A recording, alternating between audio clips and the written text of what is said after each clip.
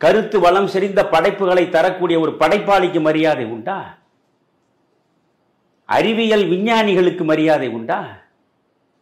இந்த மண்ணில் நடிகர்களுக்கு தரக்கூடிய மரியாதையை வேறு யாருக்கு இந்த மக்கள் தந்திருக்கிறார்கள்? எனவே மக்களுடைய மனோபாவம் முதல் குற்றத்திற்கு உள்ளானது. இந்த மனோபாவத்திலிருந்து மக்கள் விடுபட வேண்டும். எந்த மனிதனாக இருக்கட்டும், எந்த நடிகராக இருக்கட்டும்.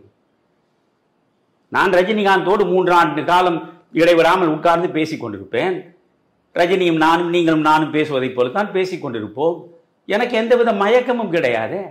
என்னை போல் ரஜினி ஒரு மனிதர், ரஜினியை போல் நான் ஒரு மனிதன். அந்த மனப்பக்குவம் வந்துவிட்டால் நீங்கள் யாரை பார்த்து இப்படி என்று வாய் திறக்க வேண்டியதில்லையே.